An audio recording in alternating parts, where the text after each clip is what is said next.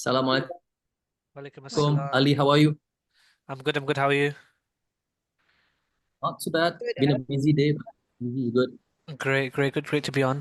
It starts in a few minutes. I know there's a few attendees already on, but yeah, delighted to have you both on.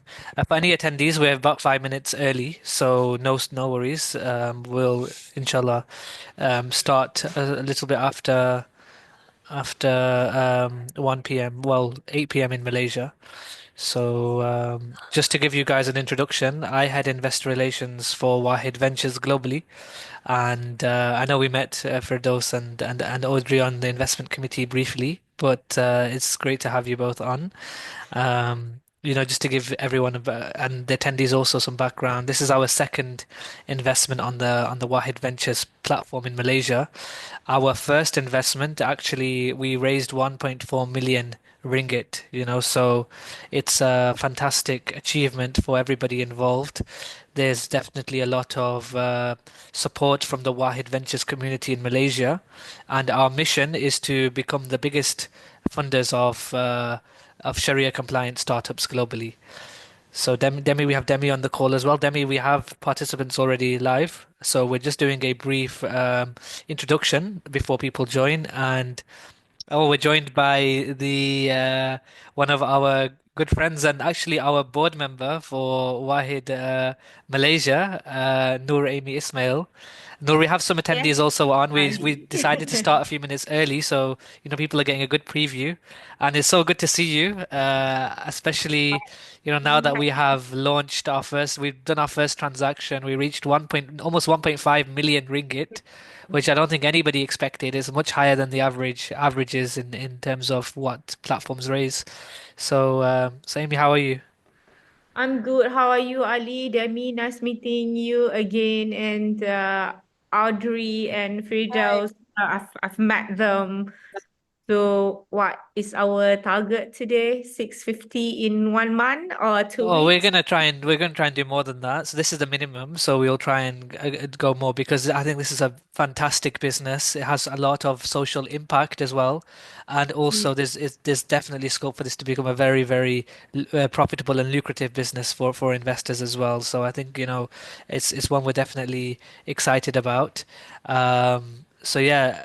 Hopefully, looking forward. We'll get started in a few minutes. Amy, where are you today? Are you in Malaysia? Are you in London? Or I am in Malaysia. I'll be flying back for my final Viva. Final! Hopefully in November or maybe earlier October. I just want to get it out of my system as soon as possible. yeah, yeah. All the Yeah. best, Amazing. Jimmy. Inshallah, I hope so. The mock Viva went well, so I hope the final Viva will be less intense. Yeah, yeah. No, inshallah. And for those participants that have joined, so I can see Ahmed's joined, Alif, Azila, Omar, Salman, Shafiq also actually from the Wahid team is also on. So welcome everybody. And before we join, I guess if anyone has any questions, there's a Q&A function in this webinar. If you look at the bottom of your screen, you'll see Q&A. You can ask your questions here. Feel free to ask your questions in English or Malay or any language. We have Amy on who will be able to answer and help help us through that. Um, for those Audrey, like I mean, if you do want to speak in Malay at some points, do feel free as well. And it would be good to get some questions from the audience as well. So we're really happy to be on. Demi, would you like to also give an introduction? I think it's the first time you've been on for the Malaysia crew, I guess. Assalamu alaikum, everyone, and lovely to see you again, Amy, Audrey, and Firdaus. To give myself a quick introduction, I work with Ali on the ventures team, and Alhamdulillah, I actually had the pleasure and honor of visiting Malaysia for the first time earlier this year. So it was lovely to get a bit of a first-hand experience of the ecosystem, the people, the food, the weather. And now working from London, but helping facilitate us investing in startups in Malaysia. So Yeah. really happy to be part of this So, journey. So Demi actually is part of the due diligence team and did the due diligence on GoBarakah. I know it's a very tough process. Only 1 in 50 companies have been successful through the process. So Demi, do you want to talk a little bit about how you do the due diligence and what made GoBarakah stand out from the other 50 companies that you looked at? Yeah, for sure. And apologies to the GoBarakah team for I know the due diligence process can be quite intense sometimes, so have to give my appreciation to them. So I think what we like to do with due diligence is we like to look at things from a company level, and then also since these companies are somewhat early stage, really looking into the founders and seeing whether we think they're the people who are appropriate to be leading the startup. And I think one of the things that stood out for GoBarakah was really the founding team's diversity and expertise. GoBarakah has multiple co-founders on the team, and a lot of them have a deep experience within the charity and also business sector. And I think one thing which appealed to us was this merging of commercial viability with also the element of social impact. Obviously, at Wahed, we're focused on Sharia compliance, but what a lot of people miss is the actual overlap between Sharia compliance and the Islamic conception of good with also social impact. So it's not just avoiding interest, it's also actually creating products which are beneficial for society. And I think what GoBarakah is able to do in creating more transparent and efficient processes in the charity sector was really something which stood out to us, along with the expertise of the team. And so, in terms of what we did, we had a lot of founders interviews. We went over the business model with them. Um, and what we'd like to do as well is once we've gone through our due diligence process, gone through the financials, founders interviews, we present the deal to our investment committee, where we have a panel of experts, some of them locally based out of Malaysia, some of them who manage other funds in the Middle East, and some based out of the US and the UK, all coming with different perspectives and asking the founding team questions about their go-to-market strategy, growth plans, potential risks. And once we've done that, we've got approval for the deal. Alhamdulillah, now we're here. Yeah, amazing. Thank you very much. I know we've started the webinars officially, but before we pass over to the founders, I also want to ask Amy to give an introduction to herself and, has her expertise in the venture space. And also, I mean, as a senior member of the Wahid leadership team now, what does Wahid Ventures mean for the group, I guess? It's actually an honor and a privilege to be together with the Wahid team. I met them while I was working as a waitress. How is that possible? Mhm. Yep, they have a very strong composition of the management team. I mean, if you ever one day have the opportunity to visit them in London, you will feel what I feel, that they are so the togetherness, the alignment, and the vision of the company direction are the same, which is actually quite hard for you to actually get everyone to be on board with the same mission. That's actually the most important one. And the Sharia compliance is, as much as we Malaysians think that we have one of the halal in the world, there's still a lot of things that we need to learn when it comes to Sharia compliant, freedom of riba. That's quite controversial in Malaysia, and the founder Junaid himself knows that. Because we have a different definition on how we actually do it, but it's good to introduce a new way of doing it. And I think Securities Commission has actually helped us through the journey, and it has been the talk of the town. We are everywhere. I've got invited as a Wahid board members to present Wahid more than representing my current organization, surprisingly. They use me as a my designation as board of Wahid more than they use me as a transformation advisor for MBI, given they actually the one with most money in Malaysia. So it's actually a good thing, good to see more traction. And I've met so many Grab drivers who were telling me about the apps. So asking me to invest in the apps and say, okay. So it's a good thing to see how the e-hailing driver or people who never imagined that they will be able to invest are investing. And congratulations to the team on Carpedia. That's awesome. That's really awesome. And I want to know how much did you raise for Durio? Durio as well was, I'd say it was about $300,000, so probably one point similar, 1.4, 1.2 million maybe, 1.2 to 1.4 million ringgit. So we've done maybe close to 3 million ringgit in 1 month, which is fantastic. Right, that's good. Durio is another outstanding startups in Malaysia. The founders are excellent. Kapidia as well. One of the founder is my uni mate. I didn't know about that. We are in alumni meeting him this Wednesday. Because I'm hosting the alumni for Brunel University. I'm quite surprised, how world actually you cross paths with all these good, great people. And I hope, we get more startups in Malaysia on board, because I just love to see how the market is talking about Wahid Ventures in Malaysia proudly and loudly. Right. Amazing. Thank you very Yeah. much, Amy. And definitely second all of Amy's views. And it's been a great addition for our team to have you join us at board level as well.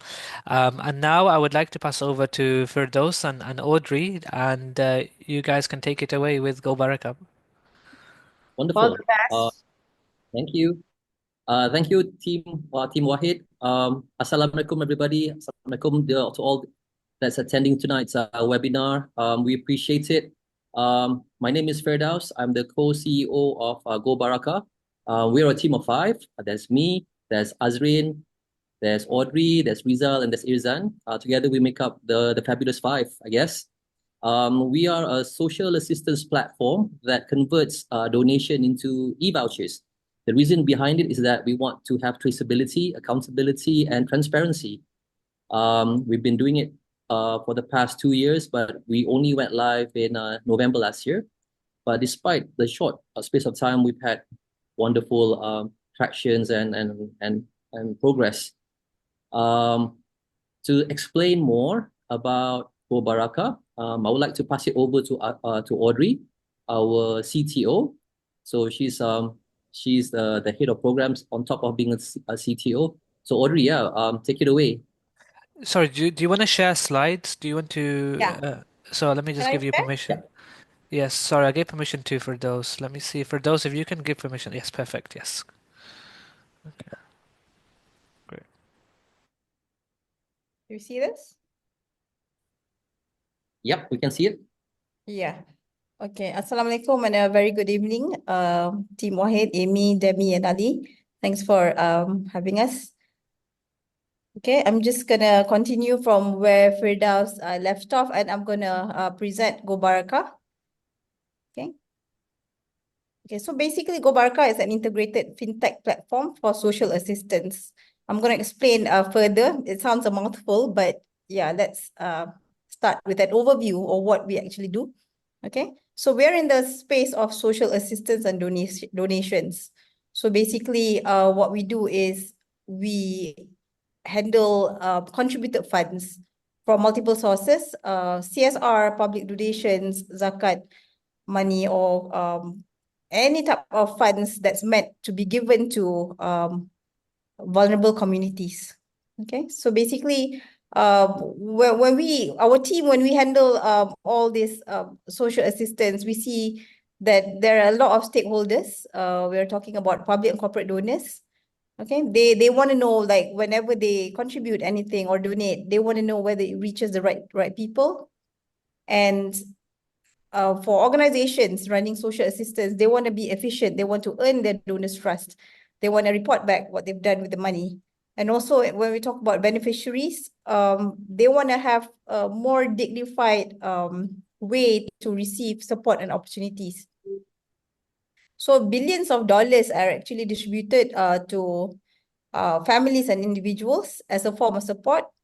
Okay, so we'd be surprised that a lot of companies, a lot of individuals are actually helping the same group of individuals and families, but I will demonstrate later that there is no way to see everything from a centralized view. Okay. So our team's experience, actually, we saw a lot of gaps in social assistance and handling of donations. And the inefficiencies are actually due to a lack of centralized infrastructure and database. So what happens is, I'm sure everybody from what time to time we donate, right? We give things during Ramadan. We give donations to people or NGOs that we know or for causes that we believe in. And most times we have to trust the organization that is distributed properly. And there is no way to actually know, get a live report back or get it in time, and you don't know which individuals are getting your donations. And sometimes we see that cases where beneficiaries actually receive much less because of the high logistical costs of giving and a lot of vendor costs, and also sometimes there's a lot of suspicions back and forth. I mean, my personal experience is in refugee assistance. So we've seen beneficiaries sometimes using one medical claim to knock on 10 NGOs to ask for assistance. So that's like enriching oneself already. And also we see organizations misusing funds when it comes to helping beneficiaries. So we wanted to have an automatic and a very transparent way of giving, especially where we could help refugees who are limited in their abilities to open bank accounts. And also there is risk in giving cash to refugee communities because of AMLA risk, money laundering, and terrorism financing, right? So when we built this platform, we tested out with a group of refugees first, and they were able to use it securely. So we decided that this could be a solution that can help other forms of organizations and public donations in a way that benefits all, basically. So if you can see the images, this happens a lot in Malaysia, a lot of mismatch in assistance, whereby people give so much during one peak season of donation like Ramadan, and for the rest of the year, nobody really gives much. And during Ramadan, there's a lot of food wastage where people have had to throw away food. And during back to school assistance, sometimes we see poor students, they get like up to 4 or 5 school uniforms from different organizations, and it's a waste already. Okay, so it's basically generously wasted while many are still in need. Okay, so this solution that we built is based on 2 years of research and interviews with multiple organizations. Okay, we've created a centralized fintech platform that basically, to make it super layman and super easy, we convert donations to e-vouchers that can be used by beneficiaries to redeem funds, services, or goods. And our focus is to ensure donations are transparent and is distributed securely. And at any point of time, we can see what happens to this donation, who received it, where it was spent, which organization gave it. And this information is back and forth, can be shared among organizations and even the beneficiaries. So if you can see the chart there, donors and funders can go to GoBarakah. Very easy. It's a web app. They buy e-vouchers. That's a form of donation. You're actually buying program e-vouchers. And when you buy it, it's actually locking the value of the donation. The donation is coming from a person. And also, it is locked to a program. What are the criteria of the program? Is it a food assistance? Is it a supermarket assistance? Or is it multi-format assistance? And these e-vouchers are actually sent to vetted beneficiaries. Okay, what do you mean by vetted beneficiaries? Actually, the platform is able to take on any type of beneficiaries, institutional or individual. But when we say vetted beneficiaries, that means they are nominated by trust organizations like the Welfare Department of Malaysia, zakat bodies from NGOs. So they have their own tagging. If they're a person with disability, you can actually search for them. But of course, we must the important data and the ID. Okay, so 100% of the funds are passed to beneficiaries. And the moment they get it on their handphones, they can easily see the information of the e-voucher, the program mandate, and also where can I use these e-vouchers. It's actually very simple to use. Okay, so who are our users?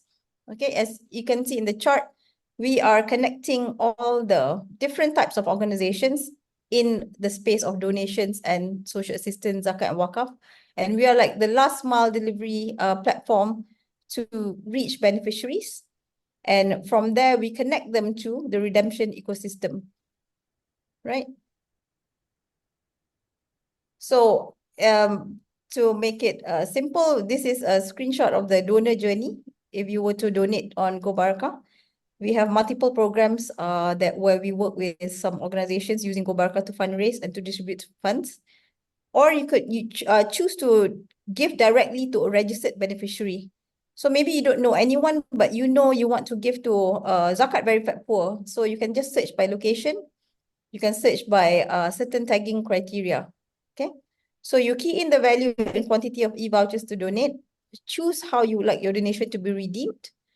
And also, once you've already added to cart, like an e-commerce purchase, you can pay online or generate an invoice. So for corporate e-vouchers, we always generate invoice first, and then their finance would pay the platform, and then we will help them issue the e-vouchers. So the custom value is basically you are actually donating whatever amount you want, and the quantity of vouchers just means how many times you want to assign the same value e-voucher. So if you're buying 25 ringgit times 3 e-vouchers, you can assign to 3 people or assign all 3 vouchers to 1 person. Okay, it's a flexible platform. Right, so the e-vouchers are what we call multi-format assistance. Okay, the e-vouchers are locked according to the program owner's parameters. And me as a donor, if I don't know whether I can trust the organization or not, I might want to lock it to only supermarket assistance. But if I trust the organization and the program activates all types of assistance, I will take all cash, grocery, and I will rely on the organization to assign it for me. Because if the organization is helping 100 beneficiaries, maybe 20 beneficiaries are suitable to receive supermarket assistance. A further 30 needs cash assistance. And the balance, you might want to give food assistance. So that's how flexible the system is. It will follow the needs of the beneficiary and follow the parameters of the program owner. So our redemption partners for grocery assistance, our main partner is Maidin. Very good pricing and one of the biggest in Malaysia, and also Angkasa Co-ops, and we're onboarding many more retail partners. And for back to school, we have Professor Outpost, where you can have the freedom to buy things that you need for your kids, right?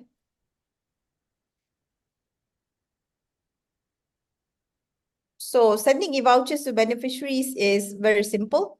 It's called an assignment process. As an organization or a public donor giving directly to individual, you can choose to assign from your order. You can see your order history, and then from there you can assign the voucher.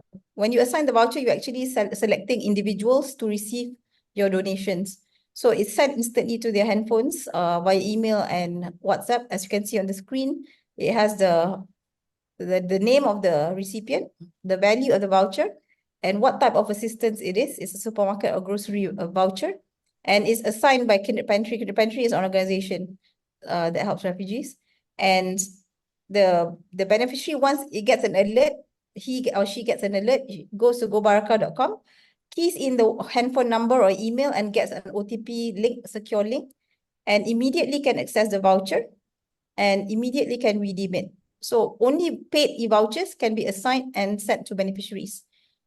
So each beneficiary on GoBarakah has a virtual account as part of a central database of beneficiaries where they can view their information that we hold on them. They can email us to correct the information.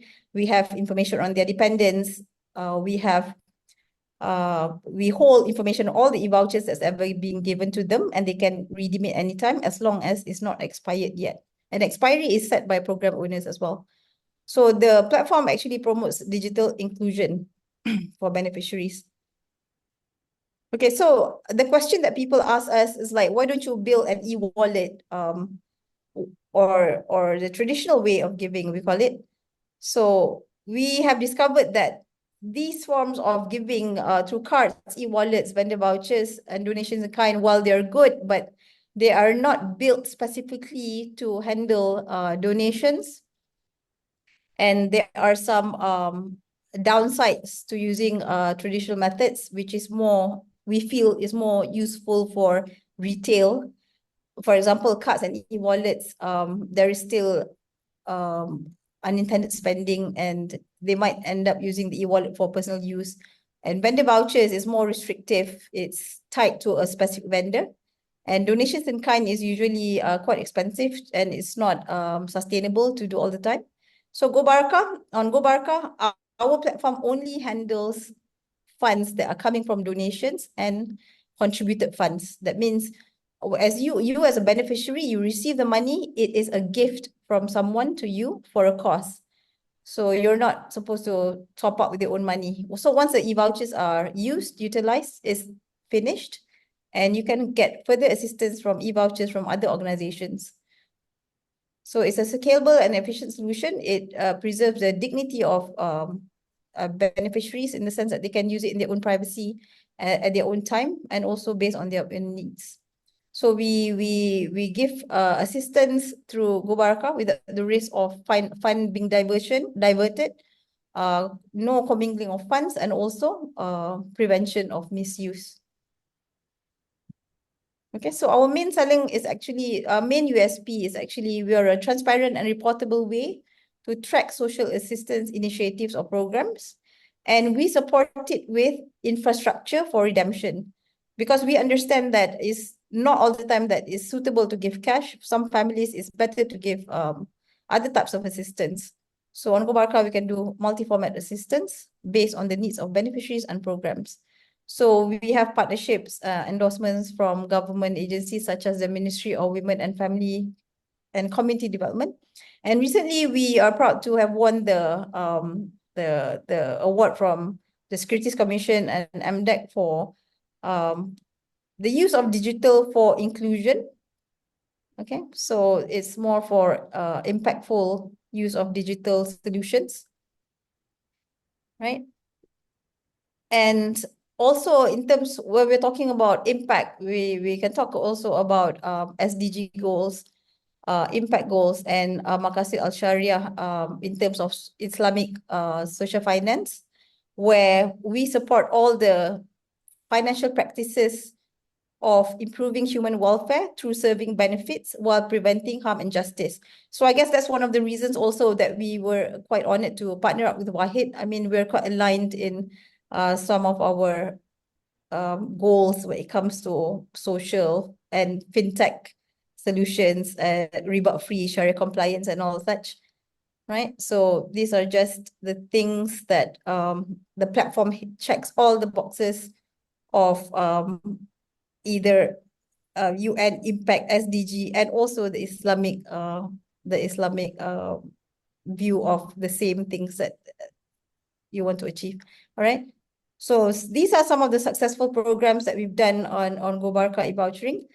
We are official Grab partner for cash education bursary.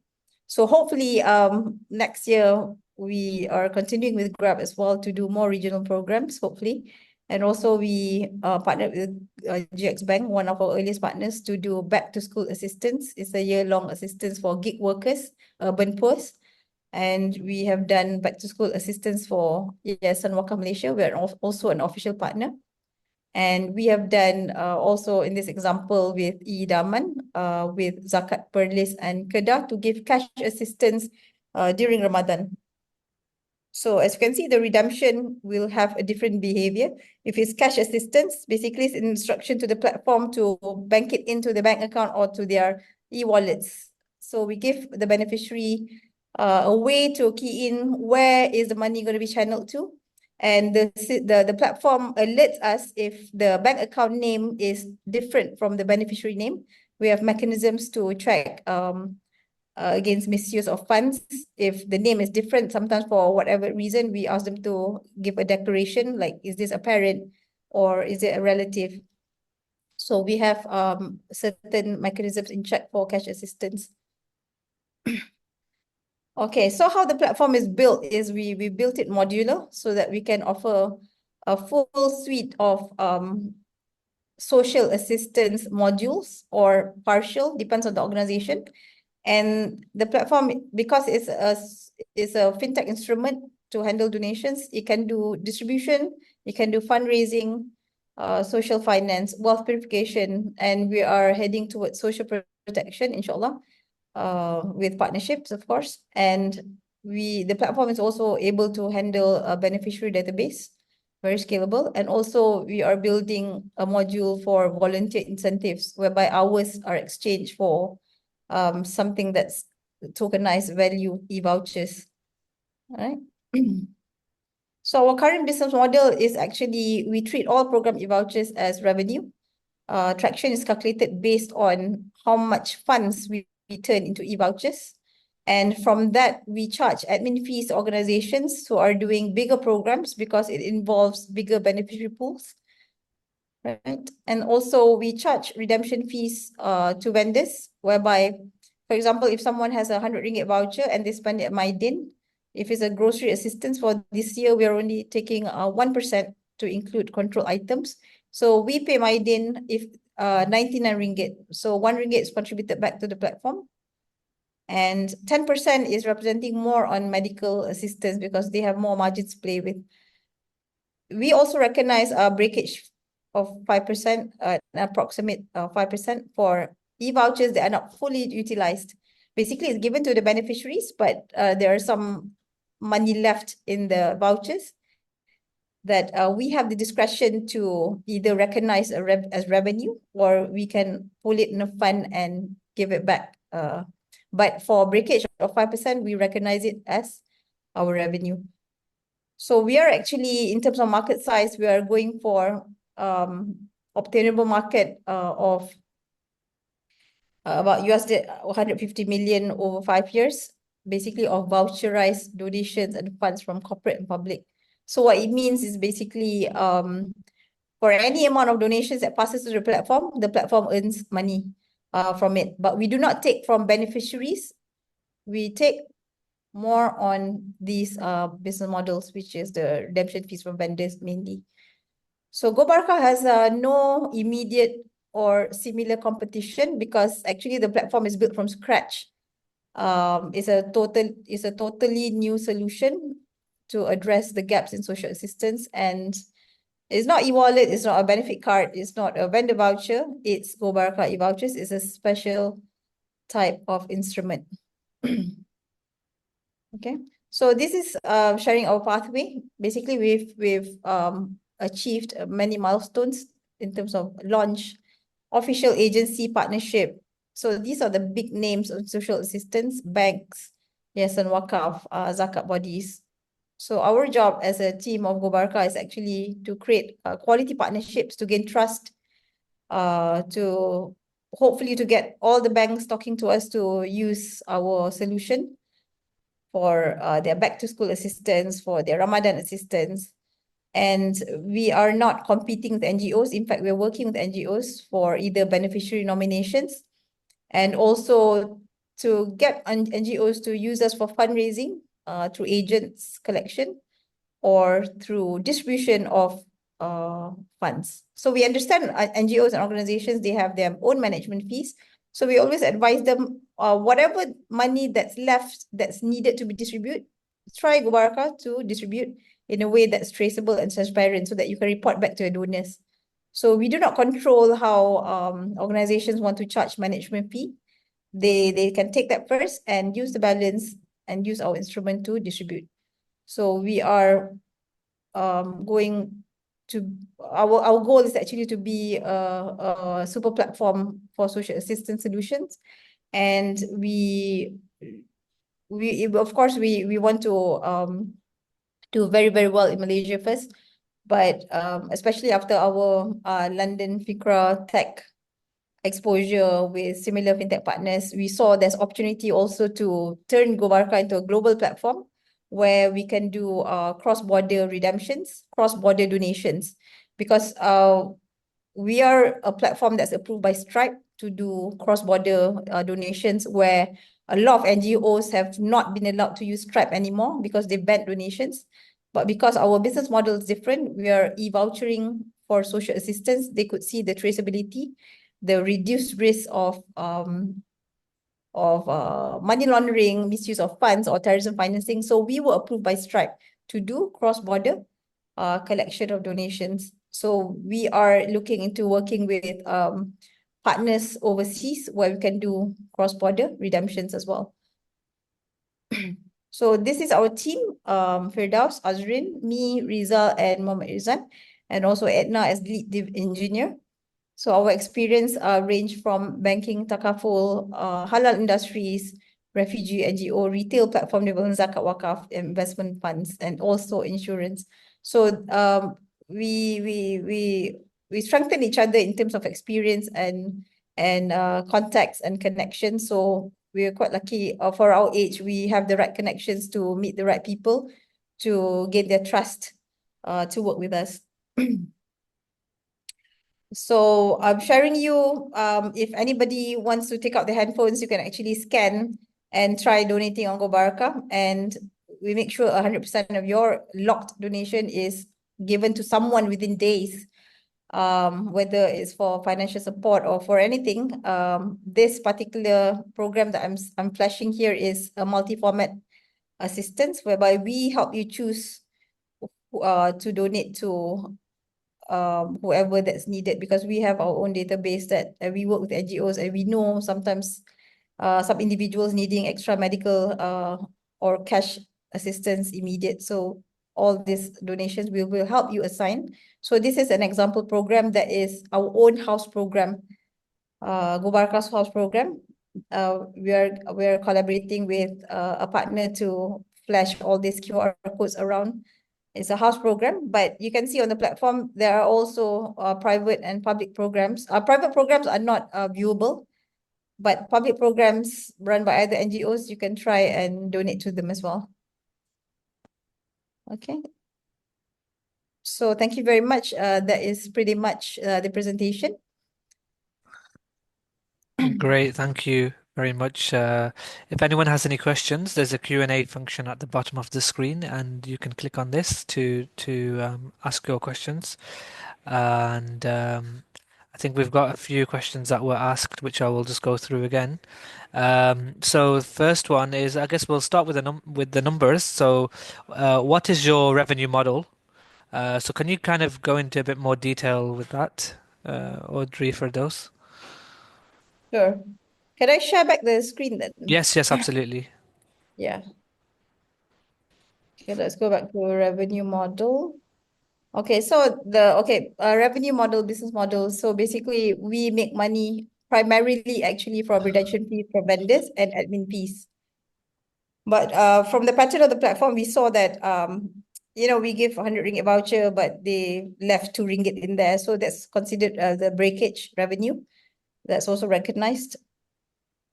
And also program e-vouchers. Basically, I just wanted to make myself clear. I forgot to mention just now. If a donation voucher is never touched by a beneficiary, it can be cancelled and be given to a new individual. But if the moment it has been used, even 10 cents of the voucher is considered not cancelable or assignable. Yeah. So that is our actually revenue model. Right, okay. So, can you explain the breakage 5% again? I think there's a question on that. Yeah. So basically, if we've given to an individual 100 ringgit voucher, right? Yeah. So that person, within the course of 2 years or 1 year before expiry, has only spent maybe 95 ringgit, and there's 5 ringgit balance on the e-voucher. And once it's expired, it's considered a breakage, is recognized as revenue. Yeah. And so when you have a breakage, so if there's 5 ringgits left, would you then take that whole 5 ringgits, or would you then take as in would you take 5% of the 5 ringgits remaining? Right. Basically, the 5% is actually an estimation, Okay, because we've seen estimation. vouchers that have only been used 50% sometimes. Okay. So what happens is that the platform is able to calculate how much donations collected, how much has been assigned. For example, 100,000 has been assigned, but only 50,000 has been redeemed. So technically, 50,000 is considered breakage on the platform. So we can choose to either take it all or redistribute it back. So it's a discretion, but the minimum that we forecast is actually about 5% of the total value of donations. Yeah. Okay, cool. And out of the different revenue streams that you have, what percentage is admin fees? What percentage is breakages? Because I think breakage would be quite low, to be honest, and redemption fees from the vendor. So, do you have a breakdown of what your revenue looks like?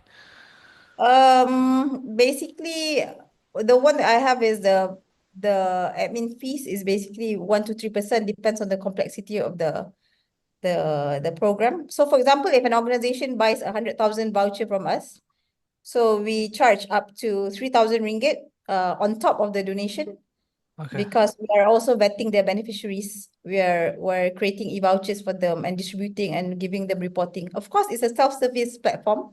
They can access everything themselves and do everything themselves. But we notice in the first year, organizations still need us to help manage beneficiaries. So we take donation, and on top of that, we charge between 1 to 3% Okay. from organizations. Yeah. My question was more around, okay, so what percentage of your total revenue, so let's say you guys make 100,000 ringgits in a year, what Yeah. percentage comes from admin fees, what percentage comes from redemption fees, and what percentage comes from breakages? Basically, if you're looking at revenue, that means revenue, we are looking at voucherized funds, right? That means donations that people buy e-vouchers for, Yeah, right? So we don't take a percentage of donations, so you have to put it on top. So if we voucherize 100,000 ringgit of donations, that means from that 100,000 ringgit, we can expect between 1 to 10% will be vendor redemption fees yeah, paid by vendors, not by beneficiaries. So from the 100,000 ringgit, maybe say we're talking about 2% redemption fees, we make 2,000 ringgit on redemption fees, right? So on the 100,000 also, on top of that, we make, say, for example, 3% admin fees. So that's 2 plus 3,000 is 5,000. And then from the 100,000, breakage fee of 5%, maybe 5,000. So how much do we have now? We have so about three. 10K. For 100K, we make about that, if we Okay, consider breakage fee. Yeah. okay, I think that's fine. Now, Yeah. just I guess the question from the I have a question here is there a way to measure the impact? Okay. So basically, the platform provides early data points to organizations to track how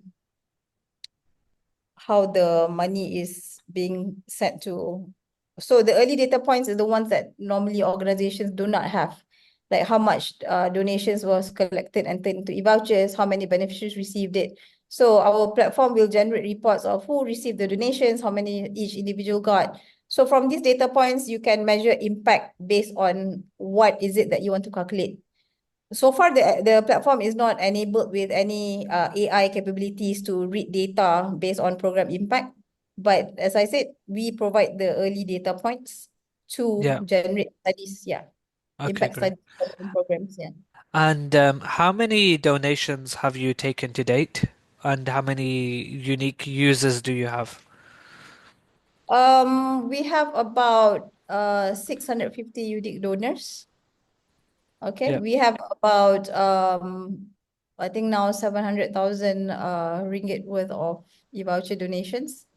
We are doing small programs with big organizations because it takes a long time to get Yes. verified by banks.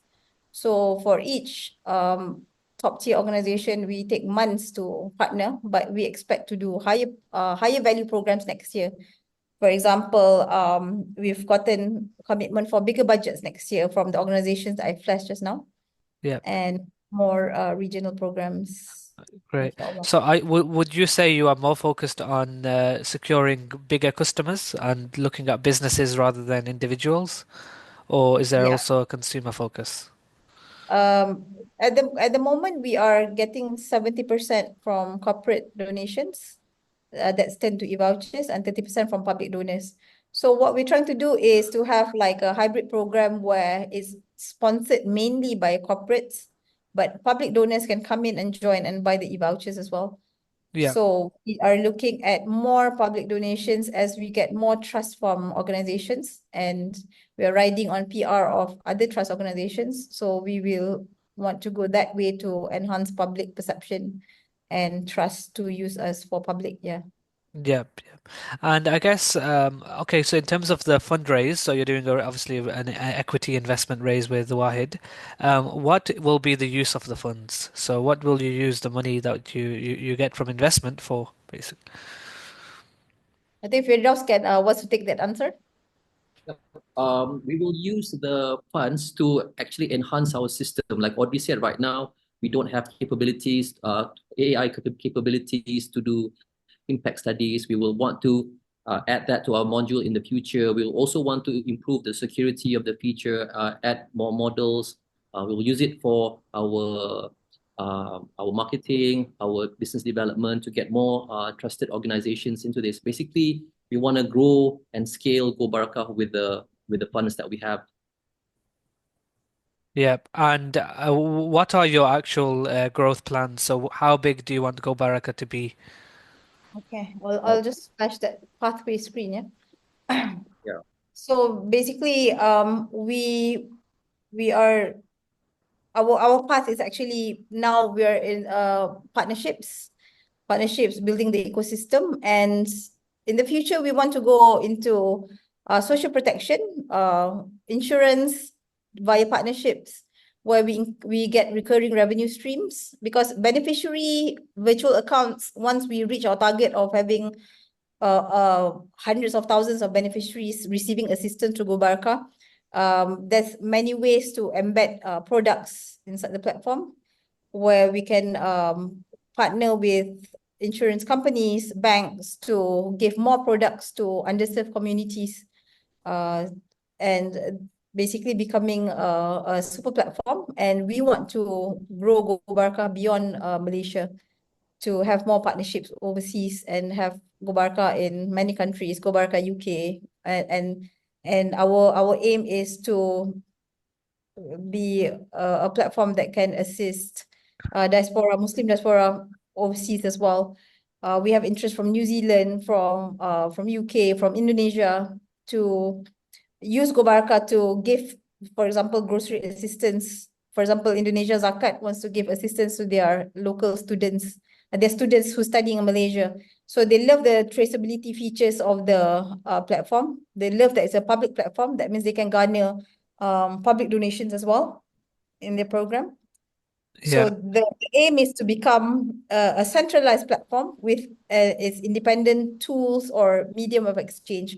So we are talking about, if you're familiar with logistics, right? We know about airway bills.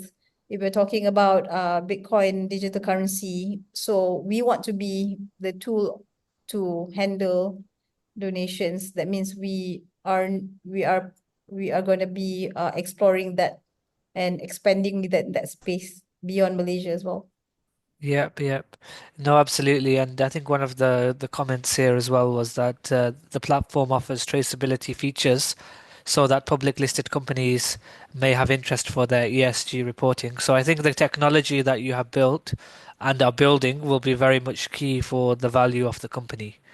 Yes, Um, correct. And the so that's, ecosystem as well. yeah. I have a few more questions. So I guess looking at expanding outside of Malaysia, does your team have experience in this, or do you have any contacts that would help you with the expansion outside of Malaysia? Okay. For the moment, as I said, we want to do really well in Malaysia, but somehow or other we've had interest from parties overseas as well. Because so we've had teams actually approaching us wanting to help us expand, but we have not really looked into it yet. But us personally, we will be too under-resourced to do it ourselves. So we have to build overseas partnerships to do this, to expand.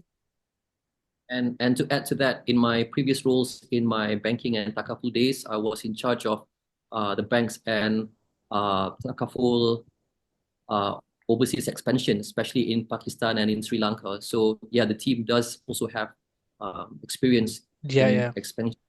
Yeah, I think the market is a big market, so it'd be good to maybe touch on that size as well. Like, how big do you think this market is?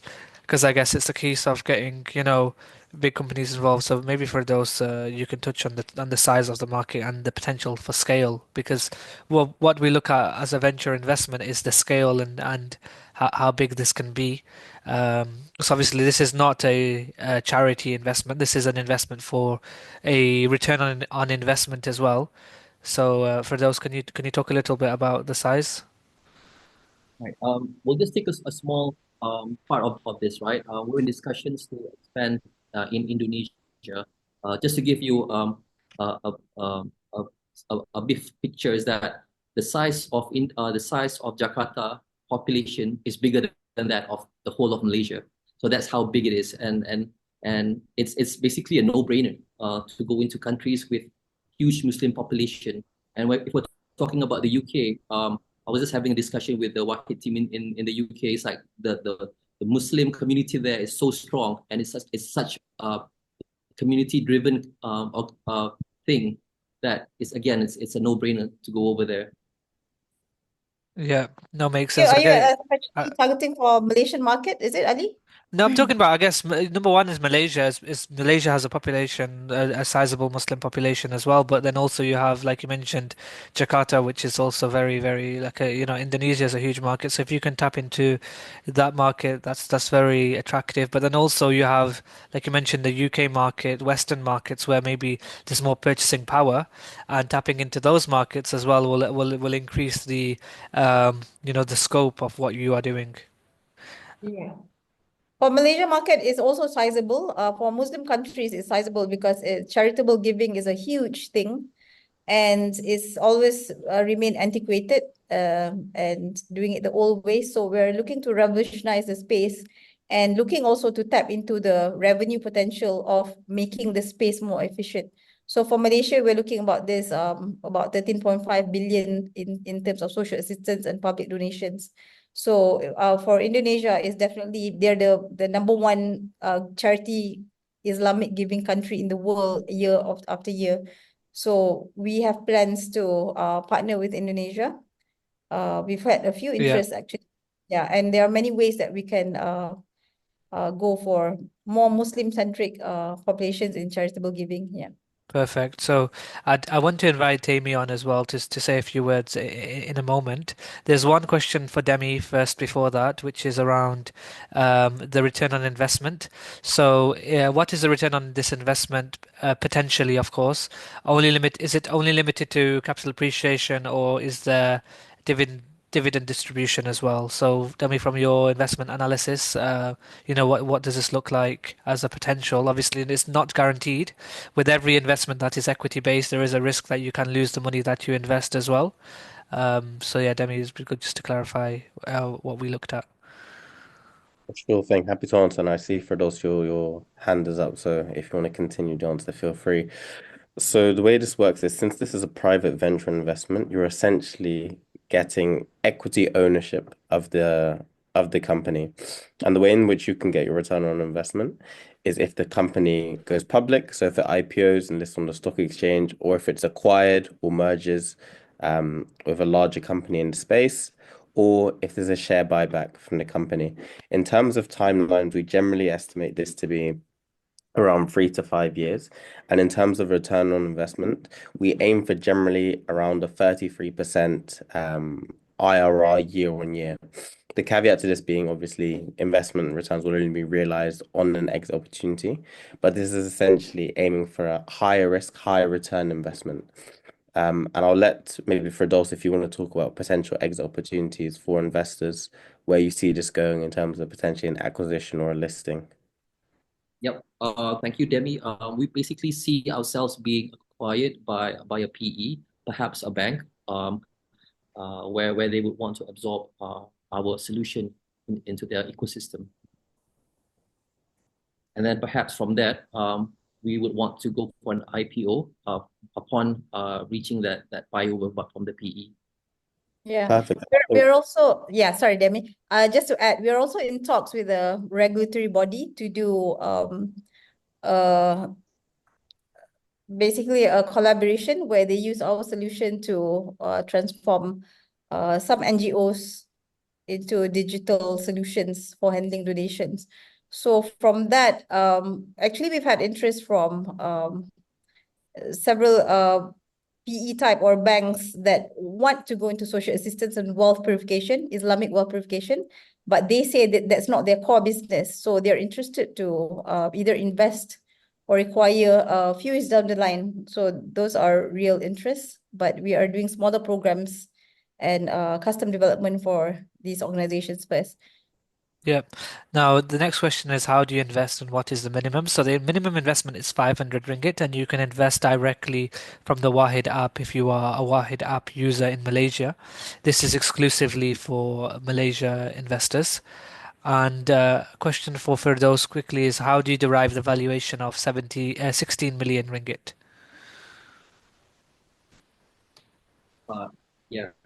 Amy, could you help with this? From my point of view, we set our 5-year financial modeling, and then from that, the Wahid team calculated the value of the company. We intend to go revenue positive by end of next year, and then grow exponentially as we onboard more and more organizations. Yeah, Demi, do you want to add a little bit to this one?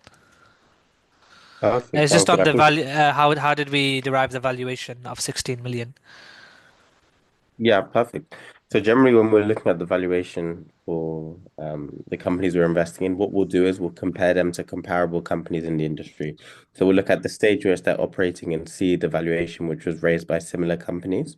And we'll also look at the landscape in general for the country and the stage which it's at. So for example, we'll take a pre-seed company and look at similar pre-seed rounds, or a kind of seed round or a Series A round and look at similar companies within the industry. And for more mature companies, we'll also look at their cash flows and try and base the valuation off of this. Obviously, since GoBarakah is quite early stage, it was mostly based off of comparables and their projections as opposed to current cash flows. Perfect. And if there's any further questions, do feel free to ask. I would like to pass over to Amy, to maybe if you have any questions for the team, any assessment, anything else you might want to add. Hi, again, I guess I want to actually, look into the why these apps or this traceability when we donate is very important to Malaysia, especially at this current moment. There's so many news everywhere, every day. There's a scammer, there's people raising fund and take easily 30% from the donation. We want to eliminate that. It's actually very crucial because you don't want anyone to be caught by the Malaysia authority for doing all this thing, even with a pure intention. So the brokerage fee given or the percentage that the team is taking seems extremely reasonable. Even NGO, what we practice now in Malaysia, we take up to 30%. That's a huge amount of money. And then this is traceable. You know exactly when the money will be deployed. And as you know, if you go to the apps, you see all the Maiden supermarket. They are huge supermarket. They are everywhere in Malaysia. And their products are extremely reasonable. So we believe that with this proper apps, you'll be able to the products or your money will go to directly to the beneficiary. That's actually the most important thing, traceability of your donation. Yeah. Thanks, Amy. Pleasure. Yeah, no, I think this is a big sort of problem that's faced elsewhere as well, and not just in Malaysia, but definitely is something that, the team has expertise in. But absolutely, it's something that I guess even in other countries, I'm thinking about, my own homeland, Pakistan, we have the same situation. So it's definitely one that can scale. Um, and I guess any further questions we have here. So there's specific questions around the obtainable market. So I guess Audrey, you want to go into the slide which talks about the market size. Maybe you can just explain those terms a little bit better. And I think at that point we might have to wrap up because we're getting towards the end.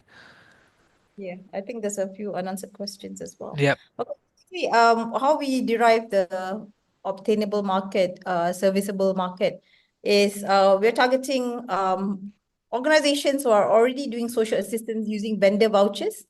For example, zakat bodies who buy supermarket vouchers and they distribute it only to find that only 30-40% of their vouchers are redeemed and they can't do anything about it. So we are actually, the low-hanging fruit for us is to target organizations who are already familiar in terms of not just giving cash donations, already familiar with using the vendor vouchers. We want to get them to try GoBarakah e-vouchers as a new form of giving. So that's why we capture the SOM based on vouchers that's been purchased before through other vendor vouchers. Yeah. Okay, great. And this is an interesting question. Have you looked at the value of your data to government agencies? So, you will have data from users and on what they're donating and trends. So I guess for those, I could see you were typing a response for that. You want to take this one? Yeah, we work with government agencies to improve the social giving, to improve how they distribute aid. So we're in talks with several agencies. So with that, I guess we cannot really quantify it from a monetary point of view, but we can make it more efficient and we can make it more impactful. Yeah. So what we've realized is that a lot of agencies are working in silo. As I said, they're actually helping the same group of beneficiaries, but they're not talking to each other. So they are quite interested in a fintech solution that can integrate all this data together without having it go under a specific government agency. So somehow we've had interest from multiple bodies as well to work with us to nominate beneficiaries. So that's the first step in our collaboration. Yeah. And there's a question here about the FA, if there's any FAQs that might go into more specific models. So we do have an investment memo. So if you look in the Wahid app and you click on GoBarakah, within that you will find the deck that Audrey is sharing, but you will also find an investment memorandum, which is a report that Demi and the team writes on the investment. So you can find more information there. Um, I guess we have time for a few more questions. How does the system verify all the donation data? Does the admin app can the admin app manipulate the donation data, or is the app using any blockchain technology or Hyperledger? Okay. Basically, when you donate on GoBarakah, you're actually creating an order, like an e-commerce order. Is an amount that's locked to that order. And then it's turned into e-vouchers once you're ready to assign it. So basically, we're not using blockchain because we've studied that blockchain is expensive and slower and it cannot do all the features of the platform if we use blockchain. We cannot protect beneficiary data. So the reason we use e-vouchering, as do some private organizations when they use e-vouchering for social assistance, is because it's secure, but yet it's flexible. It allows us to do all the things that we need to do on the platform. So we are not using blockchain on purpose, actually. The choice of the technology we use is suits for social assistance. Great. And any plans to collaborate with small vendors in the future, or is it just big establishments? Oh, for sure. For sure. Because it's so easy to become a vendor in GoBarakah. We've had requests to go to rural areas where they want to activate shops that's near rural or poor areas. All they need to do is just register and their business registration, and we're able to generate an instant vendor code for them. So they can actually receive GoBarakah e-vouchers within minutes once they're registered on the platform. So we actually want to activate smaller vendors. We want to activate university vendors where we can activate social assistance within campuses, and it will be used to generate the economy of universities as well. So we do welcome a lot of small vendors. Great. Great. No, great to hear that. So I guess we're coming on to time now. And, if there's any further questions, our team will get back to you. Um, the investment opportunity is now live on the Wahid Ventures Malaysia platform, so you can access it directly via your application. Um, Now, just to bear in mind, look, there's a few questions on investment risk. So, with every equity investment, there is the potential to obviously earn a high return, as Demi mentioned. But on the other side, there is that potential risk of investments not doing so well as well. So, please do bear that in mind before you invest. You can find some information on the risks of investing on the Wahid Ventures page. It's our responsibility to make you aware of this. If you do have any questions, then again, we will always be around to answer those. But thank you very much for those, Audrey, for joining, Amy, having you on as well. It's always a pleasure, and hopefully we will see you again for future webinars as well. And thank you all of everyone that's joined, all the investors and audience for your great questions. And I know it's late at night, so hope you all have a great evening. And inshallah, if you have any questions, do let us know. And last but not least, thank you, Demi, as well. Always helpful having you on the calls too. So great. Any final words, Audrey, for those before we sign out? Thank you very much for attending today's webinar. Should you, if you're interested, please do go to the Wahid app and click on us. Yeah. Audrey? Thank you very much, everybody, for joining our presentation. So I would say that if you were to invest, do impact investment on fintechs like GoBarakah, at least it's a good investment for your soul as well, not just for your money. You're helping thousands of people. Alhamdulillah, on GoBarakah, everything has been quite easy for us because I think we are impacting so many lives as well. Perfect. No, thanks a lot, and definitely second that point about making sure your investments have impact as well. So great. We'll call it here. Thanks all for joining, and inshallah, see you all next time. Thank you. Everybody. Bye-bye.